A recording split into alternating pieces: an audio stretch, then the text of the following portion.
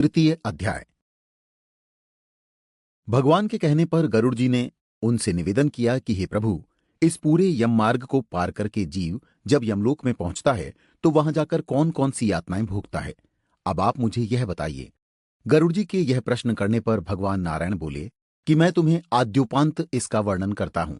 यह नरक वर्णन ऐसा है जिसे सुनकर मेरे भक्त लोग भी कांप जाते हैं और तुम भी कांप जाओगे। हे गरुड़, बहुभीतिपुर के आगे 44 योजन के विस्तार का बड़ा भारी धर्मराज का नगर है। यमपुर में पहुंचकर जीव हाहाकार पूर्वक चिल्लाता है। उसके इस तरह चिल्लाने को सुनकर यमपुर में रहने वाले धर्मध्वज नाम के द्वारपाल उसके विषय में चित्रगुप्त से जीव के सब शुभ अशुभ कर्मों को कहता है। इसके बाद चित्रगुप्त जाकर उस प्राणी के शुभ अशुभ कर्मों को धर्मराज से निवेदन करते हैं। हे गरुड़, जो नास्तिक हैं, सदा पाप कर्म में लगे रहते हैं, धर्मराज उन्हें भली भांति जानते हैं। उस पर भी उसके पापों को चित्रगुप्त से पूछते हैं। फिर चित्रगुप्त सब कुछ जानते हुए भी मनुष्यों के पापों को श्रवण से पूछते हैं। स्वर्ग भूमि पाताल में विहार करने वाले श्रवण ब्रह्मा के पुत्र हैं और उनको दूर से सुनने और दूर से देखने का विशेष ज्ञान है। उनकी स्त्रियां भी उन्हीं के समान दूर तक देखने और सुनने वाली होती है, परंतु उनके नाम अलग अलग हैं। स्त्रियों के जितने काम हैं उनको वे सब अच्छी तरह जानती हैं।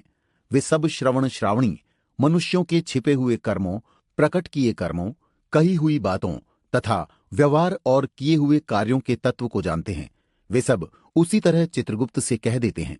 धर्मराज के दूत मनुष्यों के मन, वचन और शरीर से किए हुए शुभ अशुभ संपूर्ण कर्मों को भली भांति जानते हैं। सत्य बोलने वाले श्रवण लोग मनुष्य और देवताओं के सभी कर्मों को जानने की शक्ति रखते हैं, अतः वे सब की बातें धर्मराज से कह देते हैं। किंतु व्रत, दान तथा सत्य आदि व्यवहारों से जो भक्त मनुष्य उनको प्रसन्न करते हैं, उनके लिए वे स्वर्ग और मोक्ष को देने वाले हैं।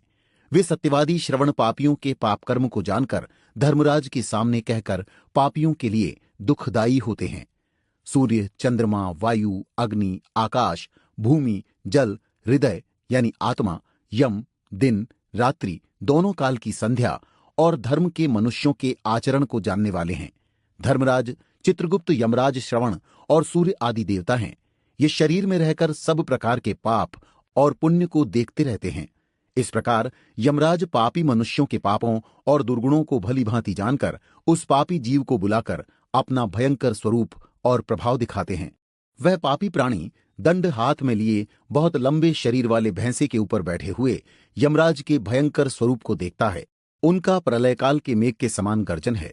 कज्जल पर्वत के समान ऊंचा और काला शरीर है, जो बिजली के समान चमकने वाले शस्त्रों को धारण किए हुए हैं। वे 32 भुजाओं वाले हैं। उनका 3 योजन का विस्तृत शरीर है। बावली के समान विशाल नेत्र हैं, जिनके भयानक दांत और मुख, लाल नेत्र और लंबी नासिका है। काल, ज्वर, व्याधि आदि की सेना के सहित मंत्री चित्रगुप्त भी भयानक आकृति के हैं और उनके साथ यमराज के समान आकृति वाले यमदूत लोग भी अत्यंत भयानक गर्जन करते हैं।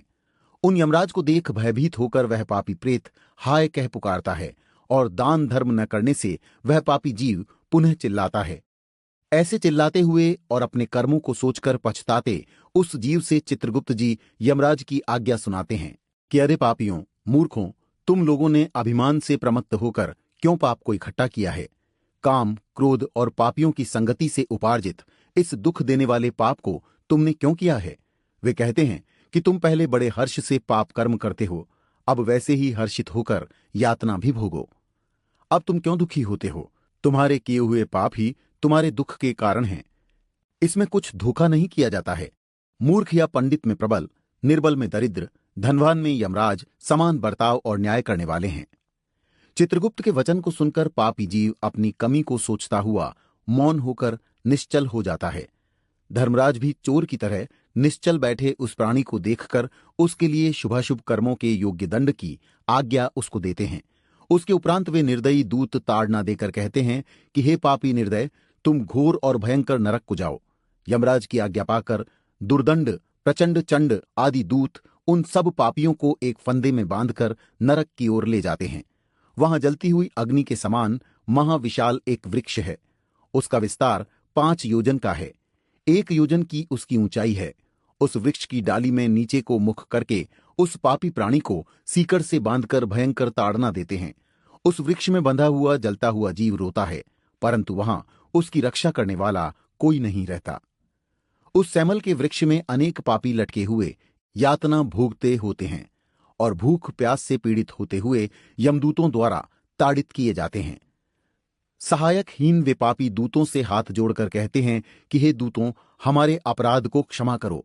इस प्रकार कहने पर भी उन पापी प्राणियों को लोहे की लाठी, मुदगर, तोमर, गदा और भाला तथा मूसल आदि से यमदूत मारते हैं।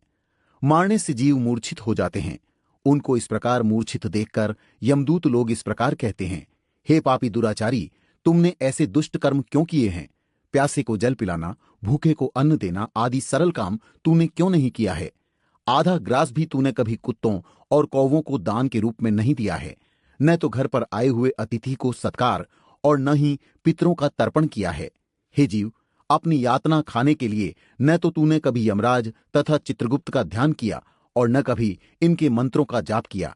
न तो तूने कोई तीर्थ किया, न देवताओं का पूजन किया। गृहस्थाश्रम में रहते हुए भी तूने कभी अन्नदान नहीं किया, जिससे तुझे इतनी यातना न भोगनी पड़े। न तो तूने साधुओं की सेवा की, इससे अपने कर्मों के फल को भोग, जिस कारण तूने अधर्म को संचित किया है। इसलिए यमराज की आज्ञा से दंड भोग। हरि भगवान ही अपराध की क्षमा करने वाले हैं, हम लोग तो उनकी आज्ञा से दंड देने वाले हैं। ऐसा कहकर वे निर्दयी होकर ताड़ना करते हैं। जलते हुए अंगार के सदृश ताड़ने से वे नीचे गिर जाते हैं। उनके गिरने से पत्तों की तरह शरीर कट जाता है और उन जीवों को वृक्ष के नीचे रहने वाले कुत्ते खाते हैं। इनसे वे पापी रोते हैं। रोते हुए उस जीव के मुख में धूलि भरकर रस्सियों में बांधकर मुदगरों से मारते और शूलों से ताड़ना देते हैं। इसके बाद जैसे लकड़ी चीरी जाती है, वैसे किसी भी पापी को आरी से चीरकर दो भाग किए जाते हैं। किसी को पृथ्वी में लिटाकर कुल्हाड़ियों से टुकड़े टुकड़े किए जाते हैं। किसी का आधा शरीर जमीन में गाड़कर उसके माथे में तीर से मारते हैं और किसी को निर्मम होकर कोलू में डालकर ईख के समान फेरते हैं। कुछ जीव जलते हुए अंगार सहित अधजली लकड़ियों को चारों ओर से इकट्ठा करके लोहे के गोले के समान तपाए जाते हैं। किसी को खौलते हुए घी के कड़ाह में, किसी को तप्त तेल के कड़ाह में डालकर पकौड़े के समान इधर उधर चलाया जाता है। किसी को मार्ग में मतवाले हाथी के आगे डाल दिया जाता है। कोई हाथ पांव बांधकर नीचे को लटकाए जाते हैं। कोई कुएं में गिराए जाते हैं। कोई पर्वत से गिराए जाते हैं। कोई कीड़ों के कुंड में डुबाए जाते हैं और कोई कीड़ों से कटवाए जाते हैं। उन सब जीवों के वज्र के समान कठोर चोंच वाले, मांस को चाहने वाले गिद्ध और कौवे आदि चोंचों से शरीर को नोचते हैं, आंखों में ठोट मारते हैं तथा मुंह के मांस को चोंच से काटते हैं। कोई अपने ऋण को मांगता है, अब तुमको मैंने यमलोक में देखा है, तुमने मेरा धन खाया है। नरक में ऐसे झगड़ा करने वाले पापियों के मांस सिंडासी से काटकर यमदूत लोग उन मांगने वालों को देते हैं। यम के दूत इस प्रकार उन पापियों को दंड देकर यम की आज्ञा से अंध, तामिस्र आदि अनेक नरकों में डाल देते हैं। नरकों में तो अनेक प्रकार के दुख भोगने ही पड़ते हैं, परंतु उस सेमल वृक्ष के नीचे जो ताड़ना दी जाती है, वह मुख से पूरी तरह वर्णित नहीं की जा सकती। हे गरुड़, 84 लाख नरक हैं।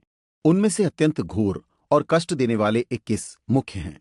उनके नाम ये हैं: महारौरव, तामिस्र, लोहशंकु, कुड़मल, शालमली, रौरव, कालसूत्रक, लोहितोद, पूतिमृत्तिक, संघात, सविश, संप्रतापन, महानिरय, काकोल, अविची, संजीवन, महापथ, अंधतामिस्र, कुंभीपाक, संप्रतान, एकतपन।